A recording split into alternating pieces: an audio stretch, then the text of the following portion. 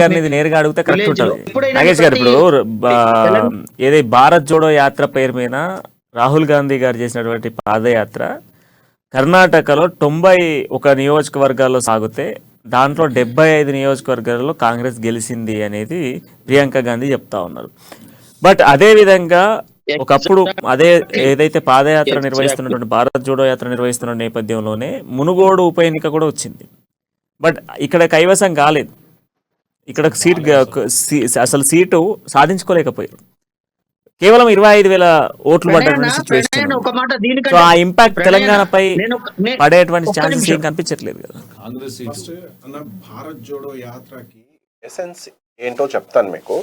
భారత్ జోడో, నఫరత్ చోడో అంటే బీజేపీ చేస్తున్న ఈ మతపూరితమైన హేట్రేలు ఏవైతే ఉన్నాయో, రాజస్థాన్లో పైలు ఖాన్ని ఏది లించింగ్లో చంపేశారు, రైట్, అఖ్లక్ ఖాన్ని యూపీలో చంపేశారు, కర్ణాటకలో ట్రక్ డ్రైవర్ని చంపేశారు, అలా యూపీ బీహార్లో జరుగుతున్న సంఘటనలన్నింటిని కోణంలో బీజేపీ ఈ సమాజానికి ఎంత పెరిగితే అంత దుస్థితి అయ్యే ఛాన్సెస్ ఉన్నాయి.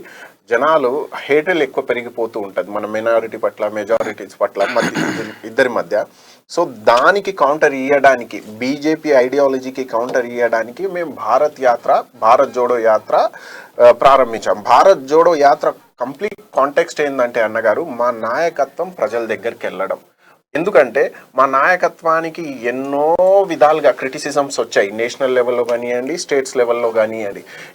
ఏ విధంగా చెప్పనీంచగా సీనా చెయ్యే ఇస్ దేశ్ కో చలానే కే లియే, ఒక గట్టి మనిషి ఈ దేశాన్ని నడిపించేటోడు కావాలి, రాహుల్ గాంధీ వల్ల కాదు అన్నట్టు చూపించారు. కానీ నిజంగా రాహుల్ గాంధీకి ఆ ఛాన్స్ రాలేదు.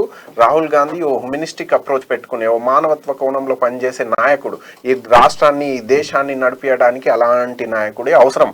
అది ప్రజలు గ్రహించాలి అన్న కాంటెక్స్టే మా భారత్ జోడో యాత్ర. ఇప్పుడు ఏది కర్ణాటకలో వెళ్ళారు, జర్నీ చేశారు, అదేవిధంగా తెలంగాణలో మిగతా రాష్ట్రాల్లో చేశారు. భారత్ జోడో యాత్ర కర్ణాటకలో చేయడం అడ్వాంటేజ్గా మారింది. ఎందుకు మారిందంటే అక్కడ అడ్మినిస్ట్రేషన్ ఏదైతే ఉందో కర్ణాటకలో బీజేపీ ప్రభుత్వము వెల్ఫేర్ వదిలేసి 40% కమిషన్ మీద పడ్డది. ఆ 40% కమిషన్లో వాళ్ళు బిజీ ఉండడం, ప్రజానికానికి పట్టించుకోకపోవడం, పవర్టీ పెరిగిపోవడం, ఇన్ఫ్లేషన్ పడిపోవడం. ఏది అంతకుముందు కాంగ్రెస్ అధికారంలో ఉన్నప్పుడు సిలిండర్ ధరలు 500 ఉండేది, సడన్గా 1200 ఇవ్వడం, ఇవి మానిటైజేషన్, డిమానిటైజేషన్, జిఎస్టీ అని ఆ medium, small scale, micro scale industry నడ్డి విరవడం కానివ్వండి, ఇవన్నీ కర్ణాటక ప్రజలు గ్రహించారు. ఇది కాదు కావాల్సింది ప్రజానికం, కానీ వాళ్ళు వెల్ఫేర్ ని కోరుకున్నారు. అది ప్రజాస్వామ్య విధంగా ఈ రోజు కర్ణాటకలో కాంగ్రెస్ నిలబడ్డది, కాంగ్రెస్ ని ఎన్నుకున్నారు. ప్రణయ్ గారు క్వశ్చన్ రైజ్ చేసే కన్నా ముందు ఒక 2 అంశాలు మిమ్మల్ని, మీరు తీసుకొచ్చినటువంటి స్కీమ్స్ ఏవైతే ఉన్నాయో ఆ స్కీమ్స్ విఫలం కావడం వల్ల, ఒకటి కర్ణాటక ప్రజలు కంప్లీట్గా కూడా కొత్త వేరియేషన్ కోరుకుంటున్నారు అనేది రెండో అంశం అయితే, మీ యొక్క పార్టీకి సంబంధించి గాలి జనార్దన్ రెడ్డి, ఆయన బళ్ళారి అనేటువంటి ప్రాంతానికి, జిల్లాకి ఒక ప్రాతినిధ్యం వహిస్తున్నటువంటి లీడరు. ఆయన కింద దాదాపుగా కూడా 5 నుంచి 10 కాన్స్టిట్యున్సీలు ఆయన కింద ఉన్నాయి. అట్లాంటి వ్యక్తి కంప్లీట్గా ఒకేసారి రోల్ కావడము, సో పార్టీకి పెద్ద దెబ్బ. సో అట్లాంటి పార్టీని మీరు గుర్తిస్తూ ఉంటారు కదా ముందే. బీజేపీ అంటేనే కొంత ఫోకస్డ్గా ఆలోచించేటువంటి పార్టీ అని చెప్పుకుంటారు. మరి ఎందుకు బళ్ళారికి వచ్చేటప్పటికి మీరు ఎందుకు ఇట్లా లాస్ అయిపోయినారు? అదే అండి, ఇప్పుడు జనతా బీజేపీ అనేది నిజంగా జనతలో ఎప్పుడు ఉండే పార్టీ. ఇవాళ వీరు రాహుల్ గాంధీ గారు, నేను కొన్ని విషయాలు మాట్లాడినాక ఈ పాయింట్ చెప్తా. ఇవాళ రాహుల్ గాంధీ గారే ఉన్నారు. రాహుల్ గాంధీ గారు భారత్ జోడో యాత్ర చేసినప్పుడు మునుగోడు ఎలక్షన్ జరుగుతుంది. మునుగోడు ఎలక్షన్ కనీసం పట్టించుకోకుండా ఇలా బీఆర్ఎస్ని చూసి పారిపోయిందా, లేకపోతే బీజేపీని చూసి పారిపోయిందా అంటే ఇక్కడ నిజంగా వాళ్ళ సీట్ అది. కాంగ్రెస్ సీటు, కాంగ్రెస్ రిజైన్ చేసి మళ్ళీ గెలవలేకపోయింది. సరైన మా పార్టీలోకి వచ్చినా కానీ మీ పార్టీని మీరు కాపాడుకోలేకపోయినారు. రెండవది, రాహుల్ గాంధీ గారు ఎంపీగా తన స్థానాన్ని కోల్పోయిండు ఆయన. అంటే తన స్థానాన్ని కూడా, ఒక ఎంపీ స్థానాన్ని న్యాయస్థానంలో లేకపోతే బయటనో నిలబడి కలబడి కొట్లాడికి ఇది కాదు ఇది న్యాయం అని చెప్పుకోలేకపోయాడు. సో ఆయన స్థానాన్ని, ఒక ఎంపీ స్థానాన్ని కాపాడుకోలేనట్టు రేపు దేశాన్ని కాపాడగలుగుతాడా?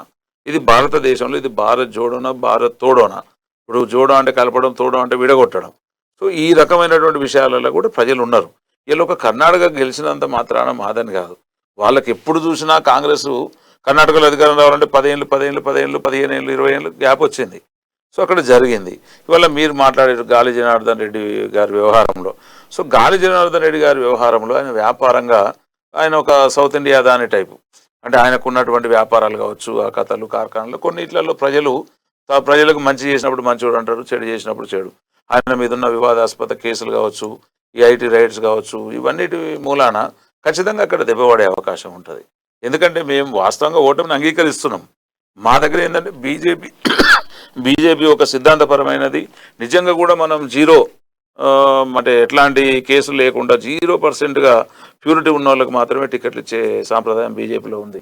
సో అక్కడ ఉన్నటువంటి వాళ్ళకి ఏంటంటే వాళ్ళకు కంచుకోట, ఇప్పుడు బళ్ళారి అనేది వాళ్ళ స్థానం కంచుకోట. మేము ఖచ్చితంగా అక్కడ నిలబడితే మేమే, నిలబడకపోతే మేము లేదు అంటే ఏ పార్టీ అయినా కూడా అరే వీడి వల్ల మనం ఇక్కడ సీట్ ఎందుకు ఓడిపోవాలని చెప్పి సీట్ ఇవ్వక తప్పదు.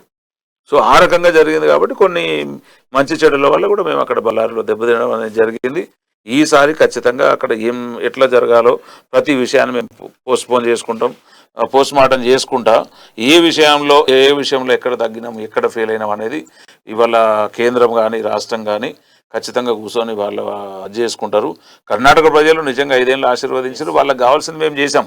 ఇవాళ అక్కడ జరిగిన దాంట్లో ఇవాళ గ్రేటర్ హైదరాబాదు అంటే హైదరాబాద్ కర్ణాటక కావచ్చు, మైసూరు ప్రత్యేకంగా చూసుకుంటే మైసూరు, ఆ కొన్ని ప్లేసులలో మాకు కంచుకోటగా ఉన్న దగ్గర కూడా బాగా పడిపోవడం జరిగింది. అంటే అక్కడ ఏమైంది అంటే కొంచెం నిర్లక్ష్యం మూలాన అవినీతి అని కాంగ్రెస్ పార్టీ అంటది.